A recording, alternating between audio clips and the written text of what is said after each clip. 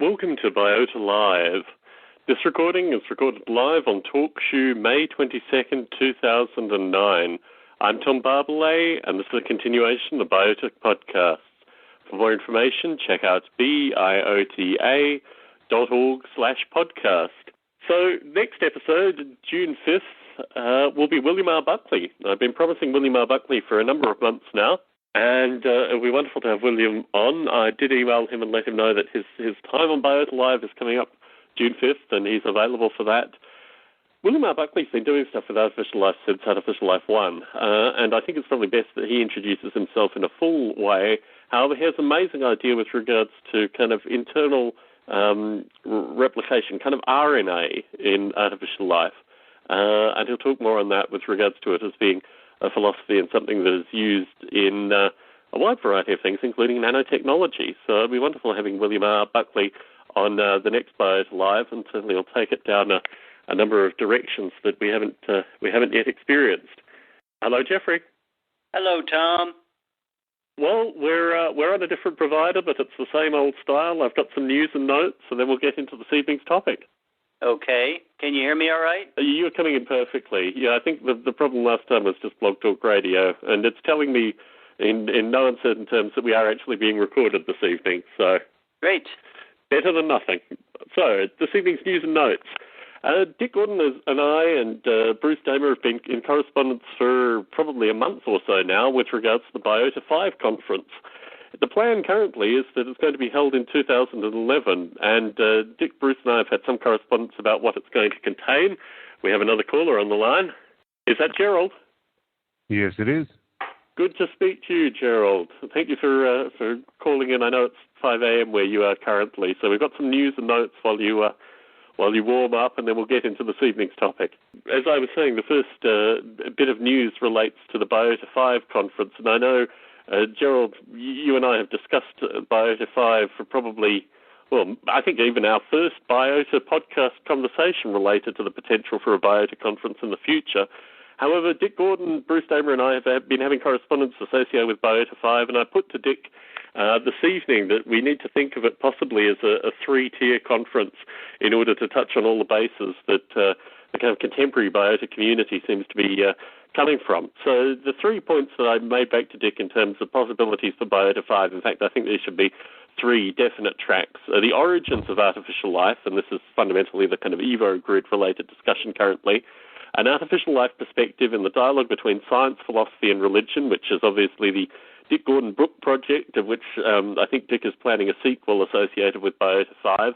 And the third topic, bridging the gap between artificial life in industry, academia, and as a hobby, which I think is probably Mark Badeau's current cause. And I also mentioned to Dick that we need to get Mark Badeau and the International Society involved with the Biota conference as well, because they have a lot of background experience associated with putting on these kind of things. So that's Biota 5. It's going to be happening in 2011. It looks like it will be happening at Dick Gordon's campus in Manitoba, so we need to probably start saving our pennies. Dick tells me that he is going to apply for funding to get some folks out there, or possibly discounts on tickets or all that kind of good stuff. But he wanted to put the announcement out to the Biota community, and if folks are interested, they should get in contact with me, Dick, or Bruce, or all three of us. And I think probably we'll get some kind of mailing list together and actually start working towards what Biota 5 will look like. But the three tracks that I've mentioned are the ones that I'd like to see there, and obviously from that comes a wide variety of possibly breakout groups, possibly papers. I'm not even sure what the conference will look like, but Dick has asked me to put it out in the ether for the Biota Live listeners to get involved. Speaking of Biota Live listeners getting involved, Bruce Damer is currently at the Origins of Life conference, I think in Italy somewhere, and he's been sending me a lot of private audio. And as one of Bruce's advisors on the EvoGrid project, I've been given, well more than 40 hours worth of audio that is considered private audio from various people that Bruce has recorded as he's done, his EvoGrid discussions, both with regards to the talks and also private meetings.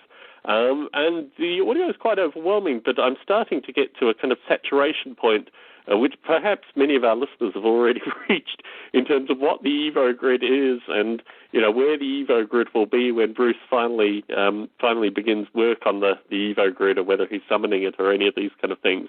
And the thing that caught me through all this audio is the private audio, obviously, I don't have any access to in terms of putting it out in a Biota podcast or giving it out to the community, but I think there are a lot of good points coming through that. So what struck me was that we really need almost a kind of sub-podcast series called Visions of the EvoGrid, with a view that all the advisors, all the participants, all the musers, all the potential future users could be part of that Visions of the EvoGrid podcast, with the view that they would have a divergent set of views rather than getting the kind of pluralist, almost kind of homogenized view of the EvoGrid that Bruce presents through all these meetings and the updates that he presents in Biota Live.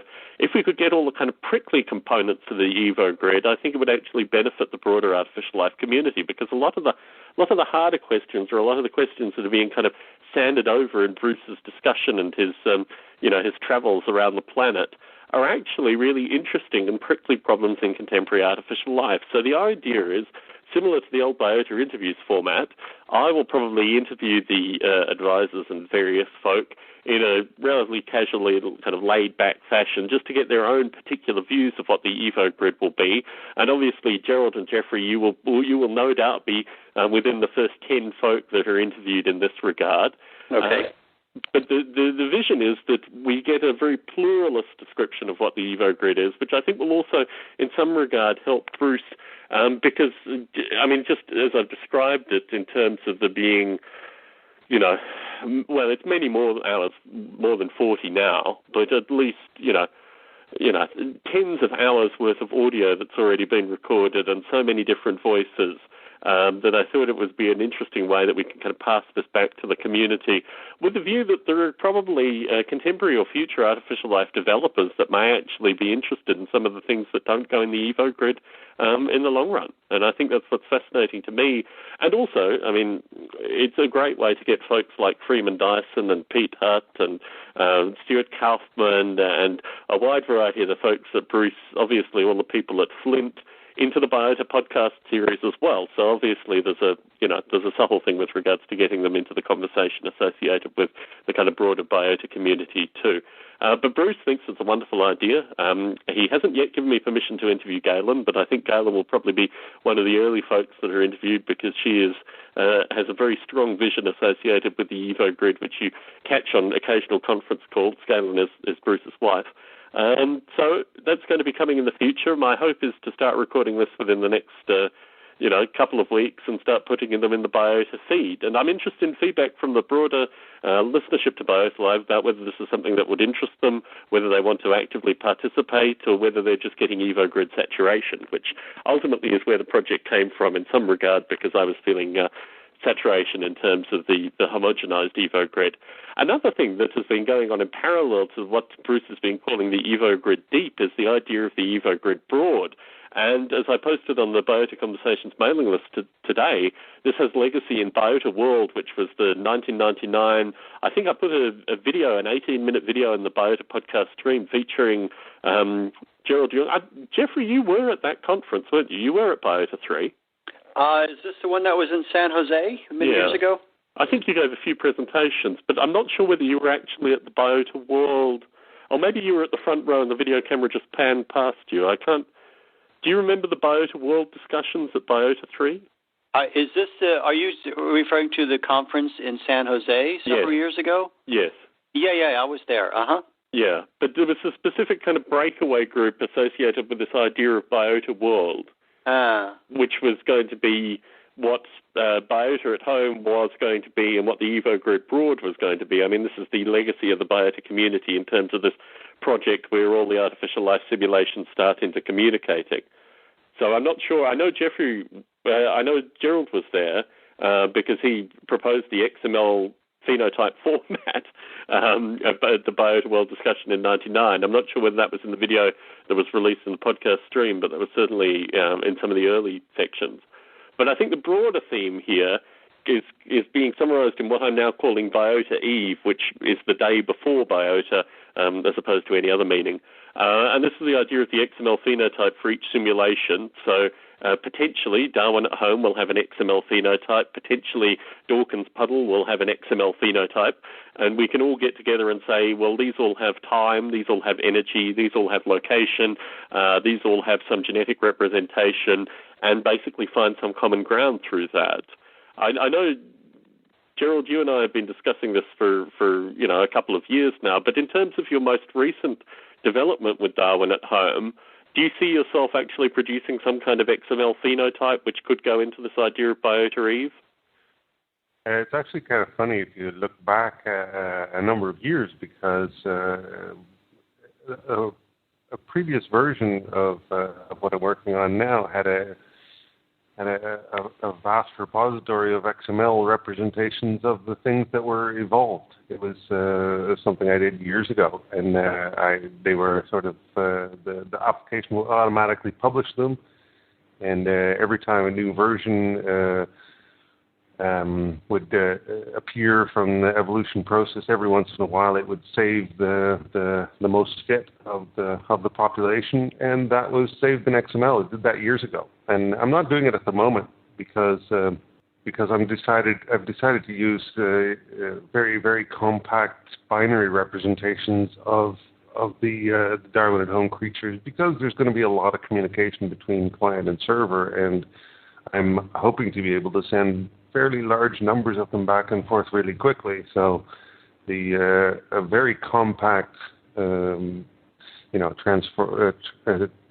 transfer format is what I'm looking for. So I'm going to be using binary. Got it already set up, by the way. That's the thing that I finally wrestled to the ground this week. I'm able to store a creature in its totality into binary form, in other words, marshals or serialized, and then awaken it later. So I'm able to persist these things and send them over the network without any degradation in quality. In other words, I'm managing to save the entire state, which could be in the process of reading a gene, for example. So it's quite a complex state, but I've got it nailed. Terrific. And I don't think it's an either-or thing. I mean, my sense with regards to the XML phenotype is obviously Noble Ape has its own, as you say, its own internal file format with regards to saving things. And I mean, the purpose of Biota Eve is not to replace basically any internal mechanisms that we already have with regards to saving. The idea is to have some discussion associated with whether these simulations firstly have any shared ground, and if there is shared ground, whether there can be any meaningful communication between the simulations. And the XML phenotype idea was just a way of starting that in some regard.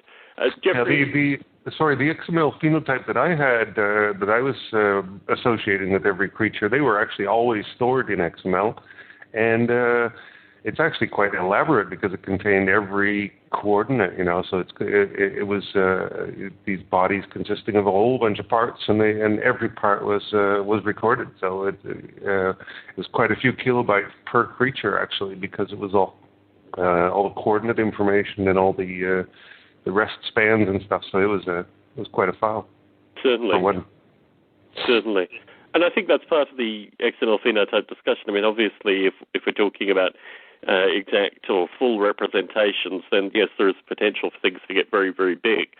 But in having the kind of shared data conversation, that can be something which is relatively small, particularly if you just look at things like energy transfer, time, space, these kind of things associated with just a visual representation of the, for example, the Darwin at home forms in Noble Ape or vice versa. I mean, I think the representation component the XML phenotype is supposed to embody doesn't necessarily have to be, every possible coordinate or anything of that detail.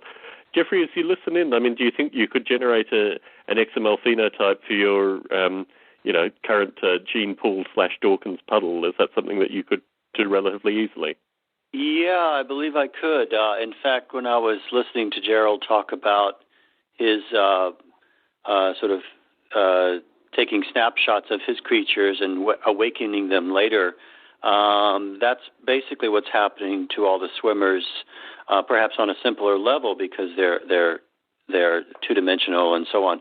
But I am capturing all the velocities and positions and various states of mind, little as they are, and kind of recreating them. That's when I save the pond or save the whole pool, or when when a user saves. No, actually, not when they save the swimmer itself. Not all of these things need to be saved. But basically, yeah, it's all doable. There is a kind of a part of the code that takes this state. In fact, I think I remember there's a class called Swimmer State, which basically stores all of this stuff, and it can be recreated later. Terrific. So I actually went even further. I have the binary format that I'm using. I can store the thing in two ways. I can store it either lossy or non-lossy, because I'm talking about quite a number of coordinates in space, and what I've been able to do is basically, a simple algorithm to chop space up into fairly small little cubes, and then record the coordinates in terms of those cubes, which is a lot less detail. And since everything in my model is springy, I can revive these things from their lossy format, and so the coordinates are then sort of approximately right. And within a few ticks of the clock, they're adjusted back to normal. So I'm able to sort of beam things over in a very small format, literally, several times smaller than a non-lossy format. It's fascinating that there's two choices. Cool. Certainly. So we have two additional commitments with regards to an XML phenotype with the potential discussion. I mean, my thinking currently is it could almost be done through either the existing Evo Grid mailing list, the existing Biota Conversations mailing list. Do you, Jeffrey, do you have a mailing list? I mean, I guess you're not open source yet, so you don't have a developer group, but do you have a user mailing list that you maintain with regards to your developments? No, I don't have anything like that. I just haven't spent the time setting that up, and I don't. I've never done anything like that, so I don't really know what's involved in it. But I don't have anything yet. Right. So, I mean, in terms of, I think this is a good enough discussion. I mean, we have a Biota wiki, which I know, Gerald, you have login access to the Biota wiki, don't you? I imagine, but I haven't touched it for quite a while. Yeah, so if we started throwing things together in the Biota wiki, that might be a shared way that we could kind of communicate these kind of ideas. I think I already have the Noble Ape XML phenotype in there, but it could give an opportunity for us to see what was actually shared and get this idea of Biota Eve actually cooking. And I mean, this goes out to the broader community as well. I see Eric Burton's in the chat room, and he's someone who's certainly tinkered with a number of artificial life simulations in the past. So I mean, this goes out to the broader community as well, that if you want to start creating your own XML phenotype for your favorite simulation, by all means get involved with this project.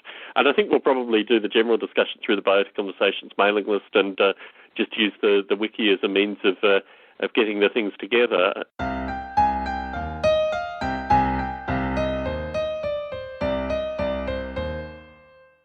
This, in some regard, is a re-record of the the ill-fated last recording with Jeffrey, Bruce Damer, and myself.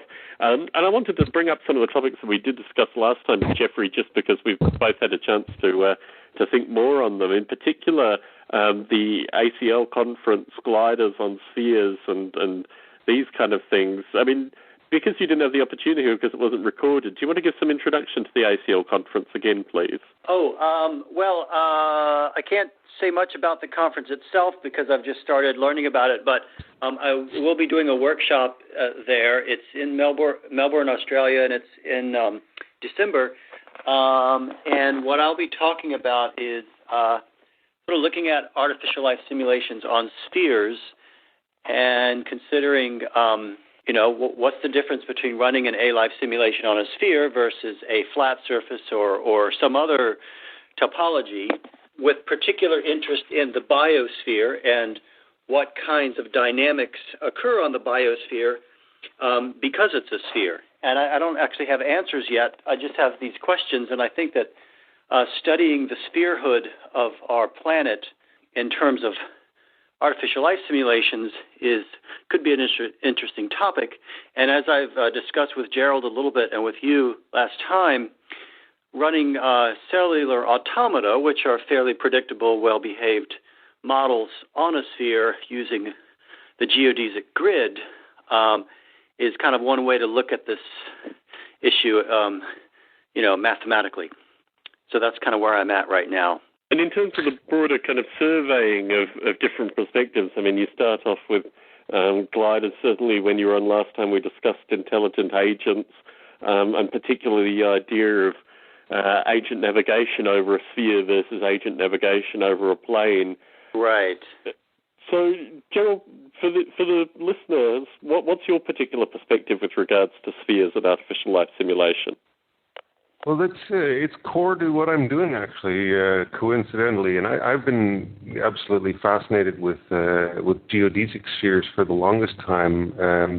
My current model of the universe for Darwin at Home is spherical. To me, it makes perfect sense because it's two-dimensional, so it's sort of manageable. I can zoom down to like the planet's surface and cruise around, but at the same time, you're sort of, you've got your fate sealed. I mean, you're going to encounter others. If there's others on the sphere, and you're wandering around, you'll eventually get to them.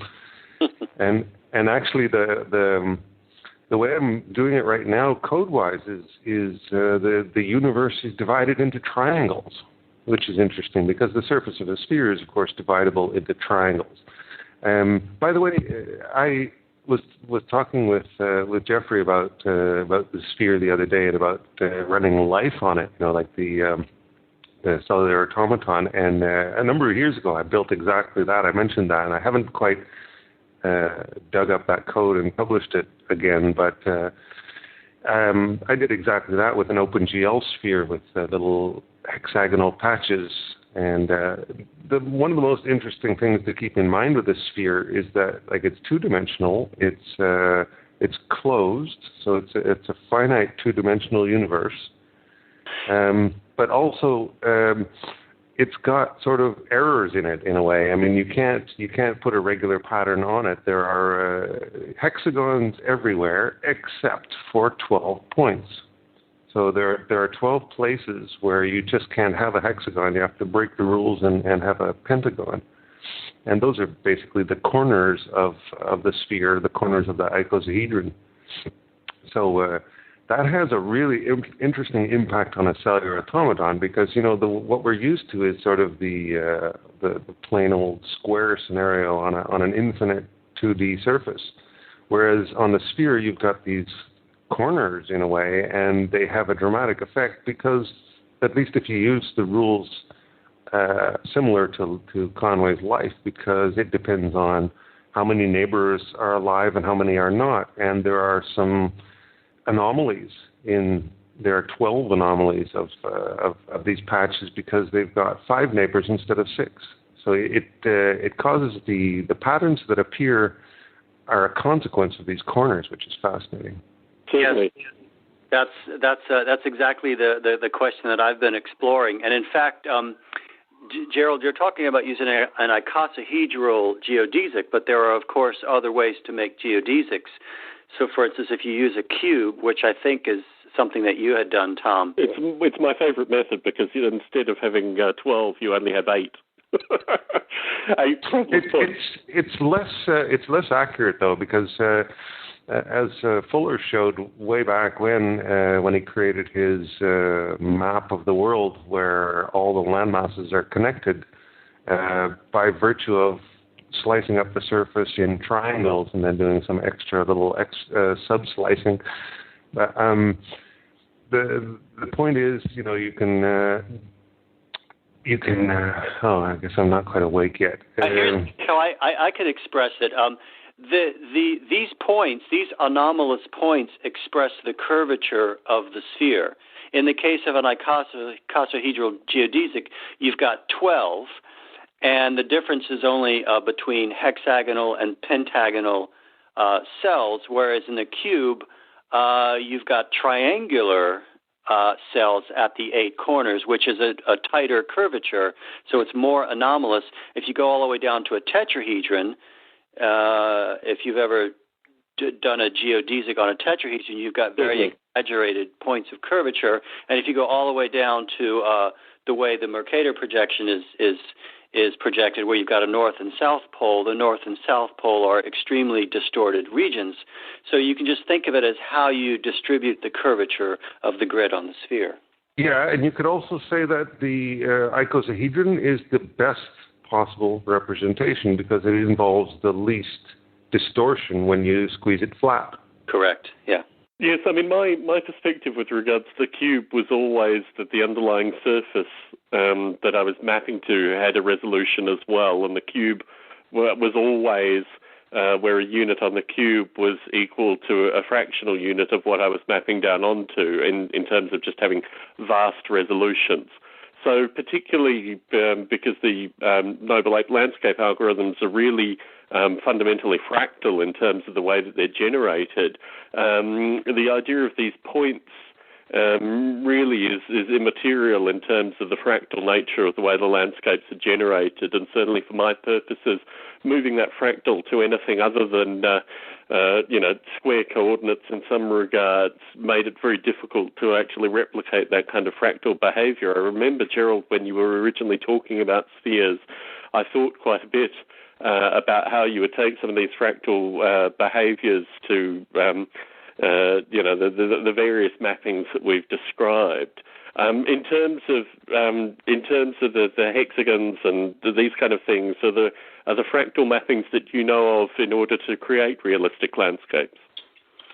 I haven't looked that up, but it's really interesting, the difference between the icosahedral approach and the cubic approach. It's something to really look into, maybe for people in the audience as well, because the more you play around with spheres, the more you realize that it is sort of straightforward. You start to learn the rules and get an appreciation for it fairly quickly. But at the same time, you realize that most of the world is crippled with respect to understanding how the sphere, the icosahedral sphere, works, because we just don't grow up with hexagons and pentagons making up a surface. We're just not used to reasoning in that way, and it's really interesting when you play around with the sphere and discover that it is actually frustratingly difficult to really work with it, because we're just not accustomed to it. We don't get taught this in school. Right. We have to go through the Buckminster-Fuller phases of discovery and kind of reach that same level. Actually, can I just make one point? We were talking about gliders. I did make one discovery that in some of the glider-rich cellular automata that I discovered, some of them, when they pass over these points, they actually survive quite well. And this is sort of the test that I want to do, is that there are certain kinds of CA that are robust upon these kind of discontinuities. And so looking at CA in terms of robustness, over discontinuities in the grid is an interesting thing. Occasionally a glider will fall apart or split into two gliders in these points, but mostly they would just pass right through and kind of reassemble themselves, which was kind of cool to see. Well, there's a whole exploration of different kinds of automaton in Wolfram's A New Kind of Science. That he starts with the completely digital ones, but eventually goes to floating points and whatever else to make cellular automata as well. And I can imagine if you do something that's sort of less discrete, that you'll be able to create things that shouldn't necessarily notice that they're on one of these corners. But then you're overriding the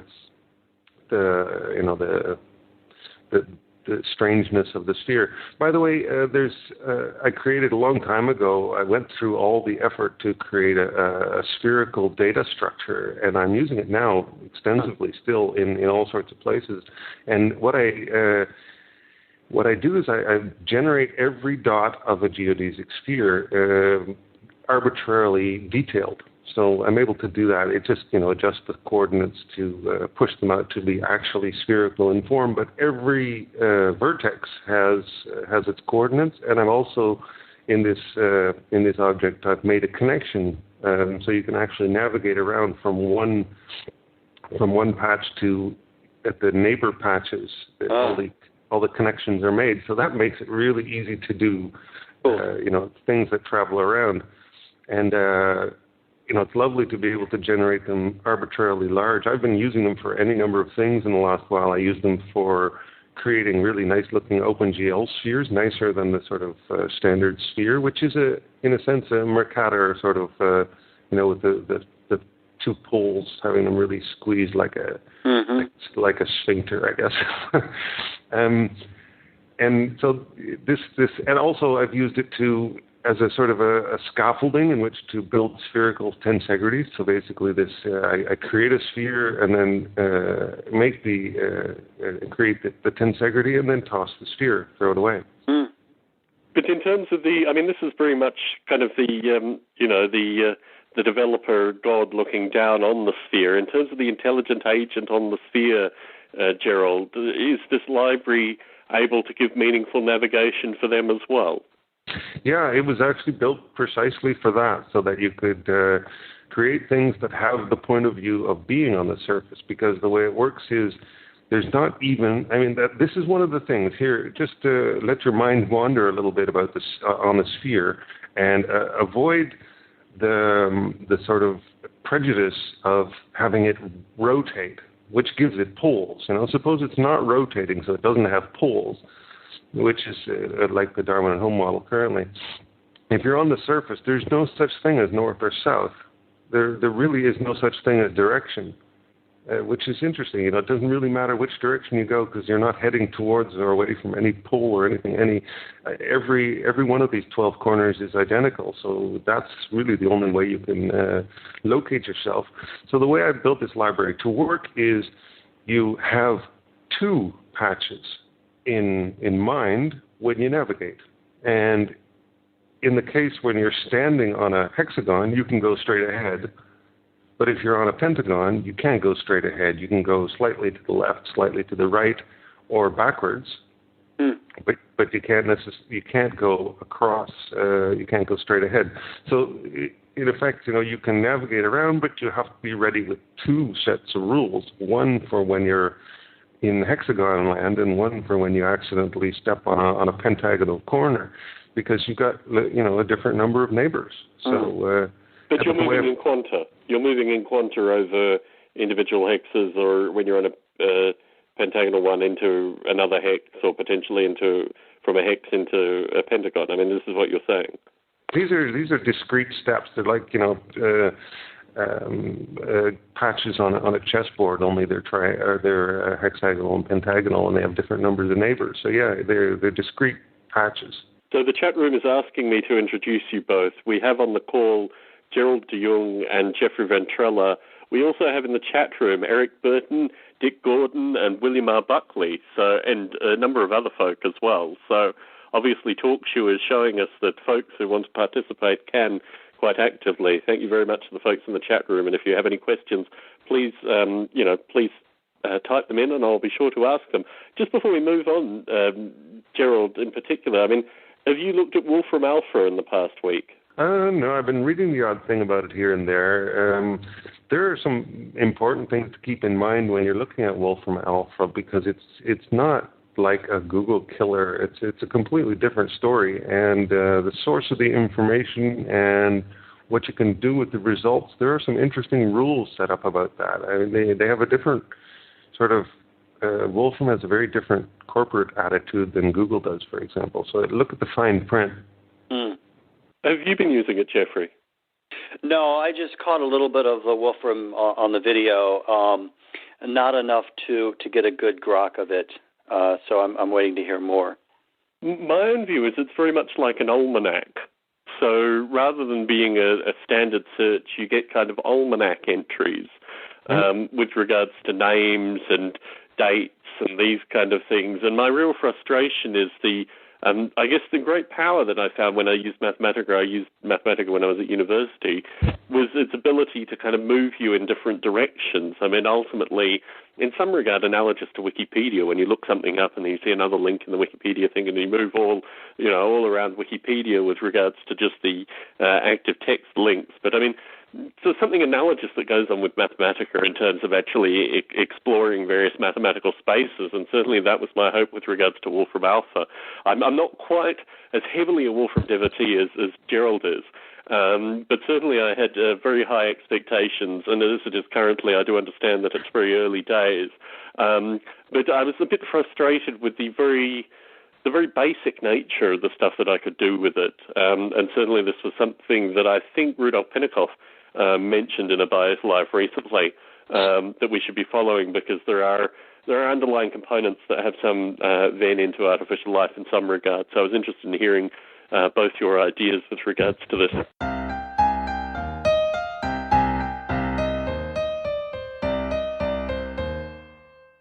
The next topic I wanted to discuss a bit was with regards to the idea of the EvoGrid layers, and I did kind of discuss this in the summary, but I wanted to talk more. I mean, Gerald, you've already thrown down your own position with regards to the idea of layered physics and simulation, but I wanted to talk more with Jeffrey.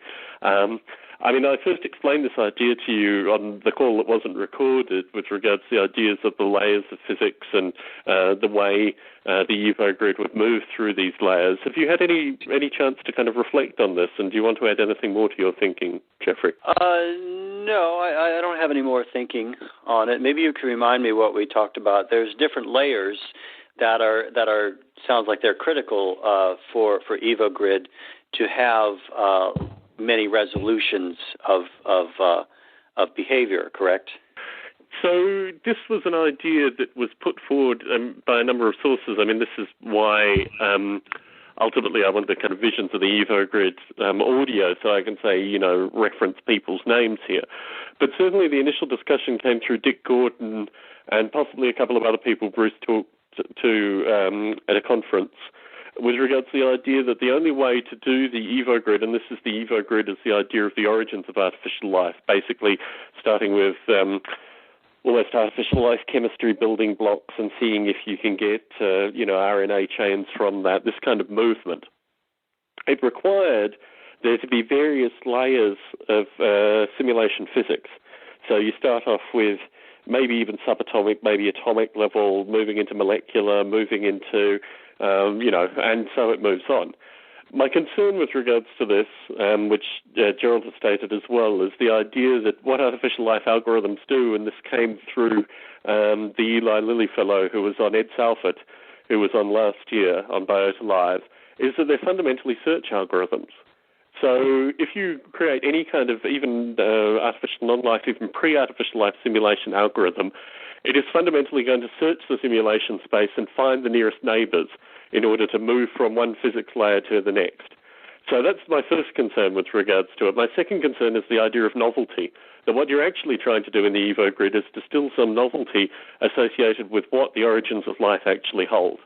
And if you have these arbitrary physics layers that you've established that are defined in some way that move from, atoms to molecules to what have you, and kind of go on in a progressive way, the novelty that you may have at the atomic level that's required to create RNA or whatever it becomes in the EvoGrid will be lost through these physics layers, that they're actually kind of brutalizing points where the underlying novelty that's ultimately making the simulation, worth continuing with, is being lost.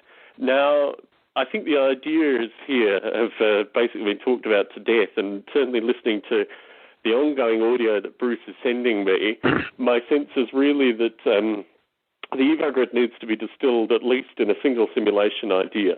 And that is independent of the physics discussion. So really the physics discussion is associated with kind of 15 to 20 steps along the line.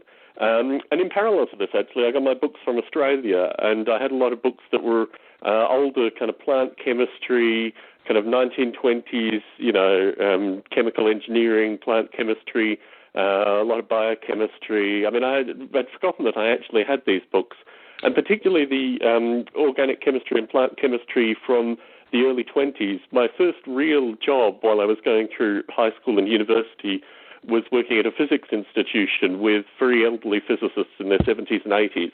And one of the physicists I worked with had a brain tumor at the time and basically gave me his entire library associated with physics, biochemistry. So I have a lot of old books that I'd completely forgotten about that are now with me. And thumbing through these books really got me thinking that what we need to do in terms of supporting Bruce from a simulation perspective is to give these kind of narratives and how we actually map these things onto simulation at the lowest possible level, with the view that discussing these kind of abstract ideas in physics and layers and these kind of things is secondary to the work that, for example, Peter Newman is doing currently for Bruce in terms of taking actual atomic and molecular simulations and running them with the view that they may be the basis for the original EvoGrid. So, Gerald, as you listen into this, I mean, does this make some sense in your current thinking associated with the EvoGrid?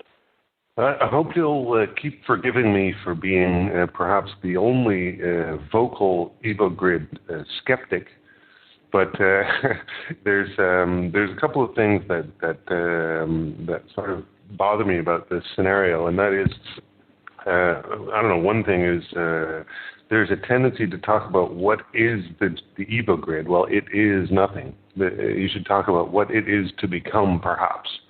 And then whenever somebody talks about what the EvoGrid is, I'm just sitting there going, folks, it is nothing. It is becoming something, perhaps, but it is nothing. Secondly, I'm also interested to have somebody bring on the geometry, because at some level there's going to be some geometry. There's going to be interrelationships. There's going to be things happening at that level, and the devil is in the details. Let me hear something about how you're going to deal with the calculations involved with proximity, and how you're going to make things avoid in the geometry, avoid overlapping each other. There's a whole bunch of things that have to be resolved in some way or another, and until I see these things somewhat resolved, I'm not willing to accept that the EvoGrid is anything until, it can be becoming something. You can summon it all you want, but somebody's got to break the ground and actually, come up with some geometrical approaches. Do you want to add something to that, Jeffrey? Well, I've been listening and thinking about the whole concept of bottom-up, which is very key in artificial life. I like to think of a good artificial life simulation as one which starts at some level of physics or representation, and several things emerge from that, bringing it up to perhaps another level of behavior, which may be the beginning point of some other artificial life simulation, but bridging between these layers, like if you're talking about molecules, and then if you want to get to geometry, where, as Gerald said, you're looking at proximities and things of that sort, that's quite a large distance.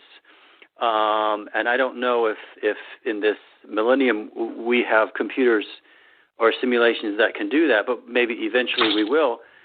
I also think that while it's ideally it would be great to have an artificial life simulation that bridges all of these levels and where there's nothing arbitrary, there might be some interesting kinds of models, and there probably are already, if we wanted to look into it, where there are two or a few layers of physics, perhaps, where the emergent behavior of the lowest level informs the next level. Does that make any sense? Has there been any work of this? Is there any precedence in this? Do you know? Well, this was the issue that we talked about quite a bit, Tom, wasn't it? Because there was this discussion of how you go from one level to the next, and yeah, my tendency is to think that there's going to be arbitrariness involved. Certainly. Look, I'm just going to read what the chat room is typing because I think that's actually quite interesting, and then I'll give my own view with regards to this. So William R. Buckley, who dates back to the first A-Life conference, is very sceptical of the Evo Grid as well and feels that it's really putting old wine in new bottles. We will have the benefit of talking to William next Biota Live, and I'm sure we'll have the opportunity to chat with regards to the Evo Grid. Eric Burton is saying that the Evo Grid is unbounded brilliance, and Gerald de Jong is lavishing his social capital on naysaying, which I thought was worthy mentioning. And Dick Gordon is just testing things. So anyway, how about guests signing in? Okay.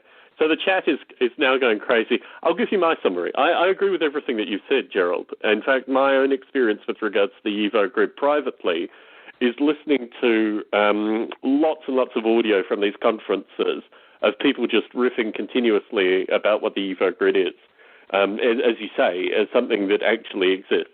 And I think particularly as simulation authors, we are in a unique perspective to actually know what our own simulations are in a very intimate way. There are two parts to the Evo Grid that I see. The first is an ability, because Bruce Damer just attends these conferences and talks, and in many regards, I think we can all agree is a visionary of some merit. And in doing this, he is bringing people into the conversation that I think can be brought into the Biota community. So that's really the idea of Visions of the Evo Grid, is actually getting these people talking in the Biota community to introduce them to the Biota community. So I think the Evo Grid in that regard is something that's quite separate from this thing which may happen in the future. Having said that, in particular going through all these old books and in particular also starting a new job this week, I do get the sense that software, and we're all very intimate with this, is something that is very applied and very practical, and certainly through the private discussions that I've had with Bruce, Dick Gordon's been on them as well, also Peter Newman. The question I always put back to Bruce is, as the Evo Grid as a description expands, how much would it actually cost to make the Evo Grid? When Bruce originally started the Evo Grid, it was very much this idea of open source, that basically we would have people like Adam Eremenko, basically Graytham Boston, Graytham Silicon Valley, Graytham London, all, actively contributing to the Evo Grid as a kind of open source collective, and it was very much this idea of Biota Eve then. Now we have something which is completely different, which I actually think is something which would cost millions of dollars to actually implement. I mean, I think the Evo Grid is something real, requires tens of programmers, it requires things which Bruce hasn't even imagined yet. So this is, in some regard, the real narrative associated with summoning the Evo Grid, that what Bruce is actually doing is not talking about anything that is real currently. It is something which is sparking ideas in a broader community to bring them into the artificial life community. It's almost the bait and switch method, fundamentally, to get folks such as Freeman Dyson and others into the artificial life community, Biota community, International Society of Artificial Life, all the groups that we've gathered together. So in this regard, the Evo Grid isn't ideal. The Evo Grid isn't something like Darwin at Home. It isn't something like Gene Pool. It isn't something like Noble Ape. It isn't something like Breve. It isn't something real currently. However, what it is in terms of potential is getting these kind of thinkers and these kind of people actively involved in some kind of discussion, which I'm trying to bring into the Biota community with the view that, if Freeman Dyson was working with you, Jeffrey, or you, Gerald, you would have a very different kind of simulation at the end of your interaction with Freeman Dyson. Mm. So I think there's some real benefit in the Evo Grid, in the summoning the Evo Grid idea as a means of bringing people into the community.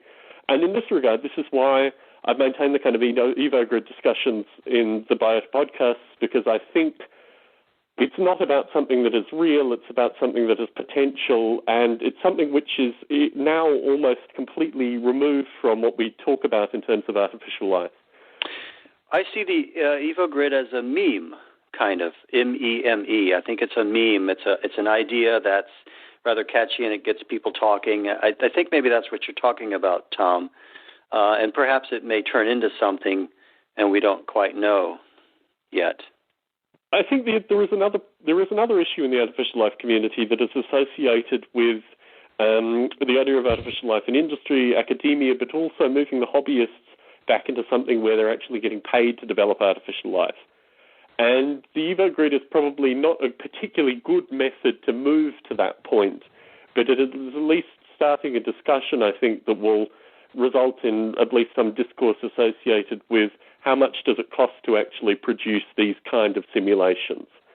So in parallel to this, particularly with regards to the astrobiological community, I think there's a lot of potential in what Bruce is doing currently to bring things like NASA funding and these kind of things into the artificial life community. So I think the functional purpose associated with the Evo Grid is something which I tried to kind of say implicitly, but I'm now starting to say explicitly, just to kind of bring people up to speed with why we constantly seem to be talking about this thing that isn't actually happening, as Gerald put so wonderfully. But the idea of the Evo Grid, as Jeffrey says, is the meme, is really what we're running with currently. And certainly in my own role as an advisor on the Evo Grid team, I've said to Bruce that he needs to move from talking about the Evo Grid as something that is real to this idea of summoning it in the future. I mean, Gerald, as I describe it this way, does this resonate with you at all? Oh, absolutely, Tom. I thought that was the best thing I ever heard about the Evo Grid was the word summoning, because that's much more realistic. It's almost it's sort of dangerous to use the wrong language in on these things, because you have to be a little careful about the words you use. If you use the word "is," you're stepping on thin ice. So make sure you use becoming and use summoning instead of talking about what it is, because that's a mistake you can easily make when you've talked about something for long enough. You eventually talk about it as if it's there, but it really isn't quite yet. Yes, it's something that scares me actually when I listen to the private audio, is that there is I mean, Bruce does this when he talks about it, particularly when he was at the Flint lab. I think the Flint people, and also when he's talking to Stuart Kaufman, you do get the underlying sense that there is a transition between future and present in Bruce's own talking, and certainly this is why I've emphasized the idea of summoning the Evo Grid.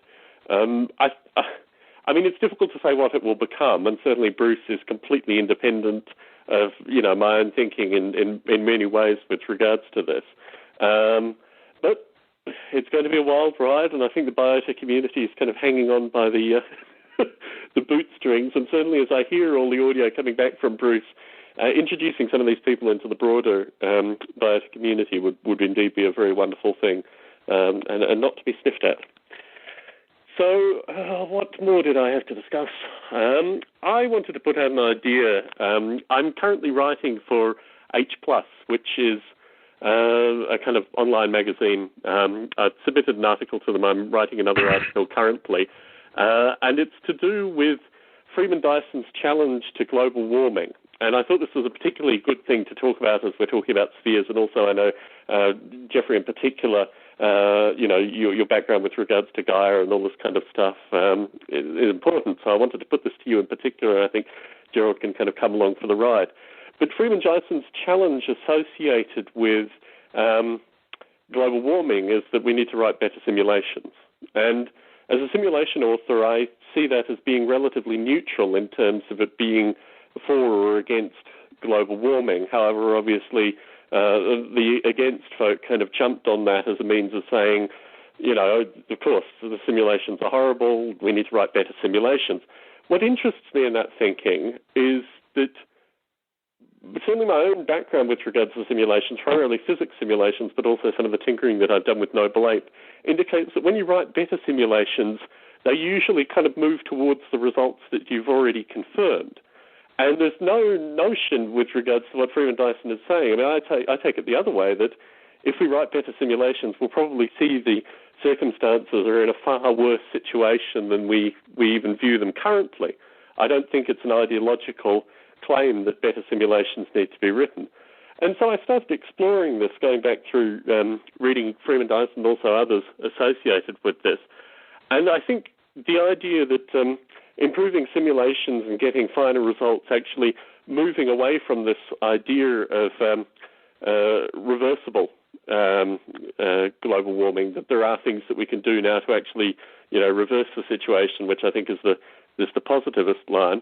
If we move from that, and if the simulations actually show that we are in an irreversible situation and things are in fact getting, considerably worse. I'm seeing Dick Gordon here. He's saying more. Anyway, that this is something where simulation authors can actually participate in a kind of philosophical view. I mean, Jeffrey, this is something obviously that you think about quite a bit. Does that seem reasonable to you?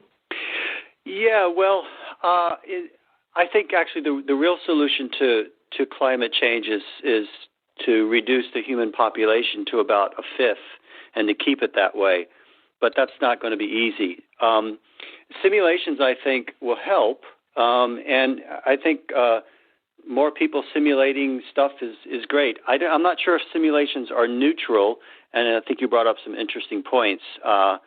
What is a good simulation? It's interesting making an artificial life simulation. I always have an idea in mind of what kind of cool stuff I would like to see emerge from my simulation, which means that already I'm doing the wrong thing. I'm not. I'm doing a top-down thing. But at any rate, whether simulations can help, I'm not sure. I guess it depends on what he means by that. If he means making simulations to help us better understand what we're doing wrong.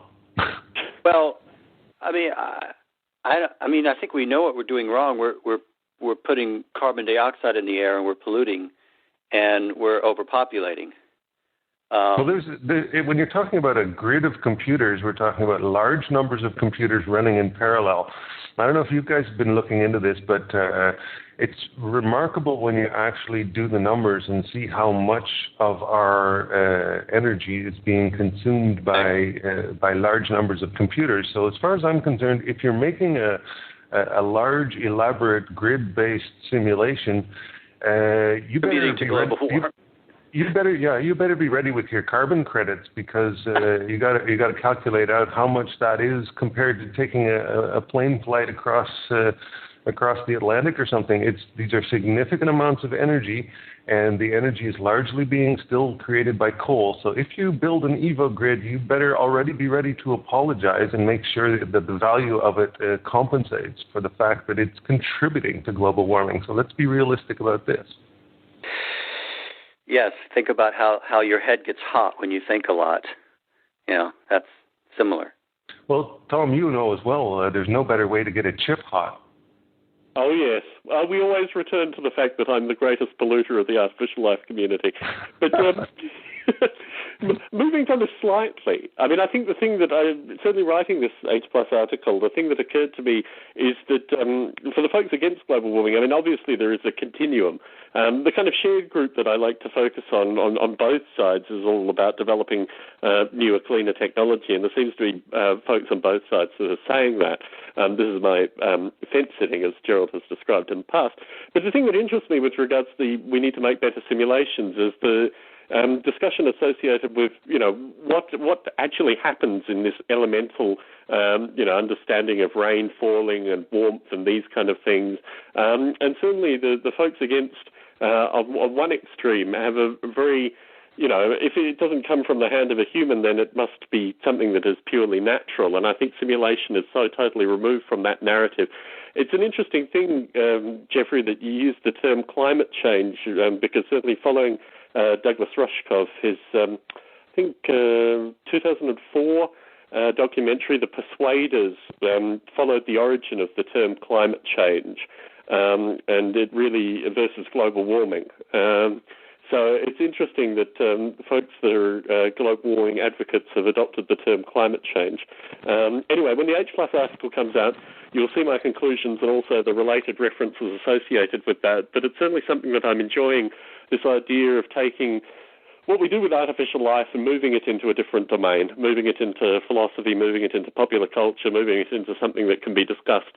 And the first article that I hope will be published in H+ relates to my chapter in Dick Gordon's book associated with metrics and intelligent systems and, where we can get those from in the real world.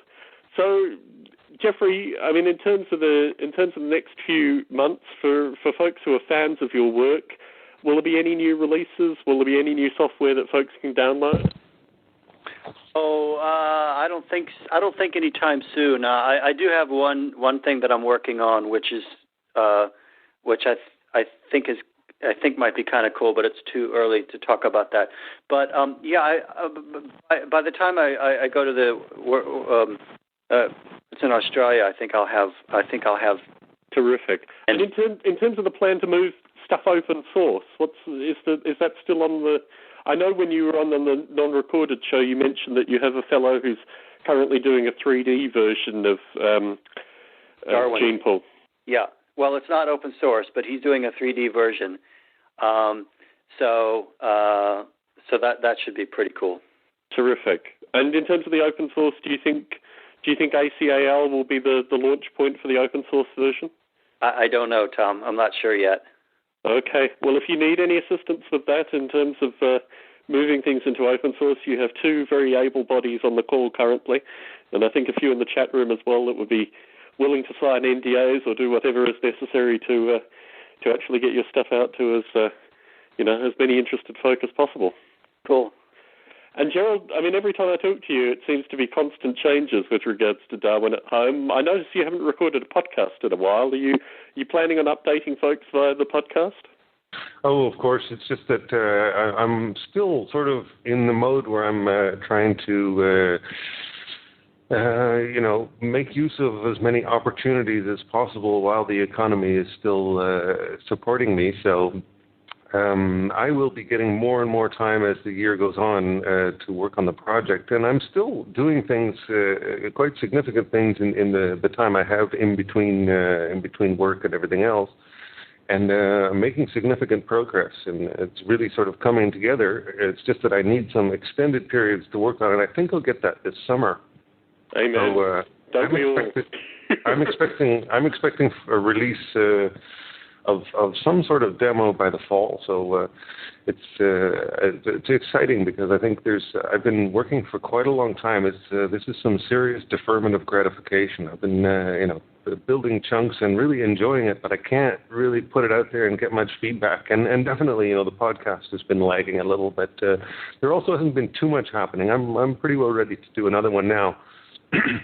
And I imagine that when I start to get rolling again, that I'll be probably putting them out more frequently when things are really happening quickly. I was hoping William L. Buckley would call in so he could give some introduction to what he would be talking about next Biota Live. But on June 5th, we will have the man himself. It'll be a wonderful opportunity to discuss a number of the things associated with the Biota community and also his work up until now and also his views with regards to the Evo Grid and a number of other things. Jeffrey, Gerald, it's always a pleasure to have you both on Biota Live, and I think certainly, Gerald, your feedback with regards to the Evo Grid will be listened to by Bruce and dissected, no doubt. Are you both active? I mean, you're both probably passive advisors to Bruce, but has he contacted you both about being active advisors? I think he's got enough advisors by now. 25 and counting. Well, thank you both once again for participating, and thanks for the folks for listening in. This TalkShoe version has been an unqualified success. The chat room is on fire. Folks are still typing. Thanks to Dick Gordon, William R. Buckley, Eric Burton, and all the other people that have participated in the chat. Good chatting with you both. Take care. Bye-bye. Thanks, Tom.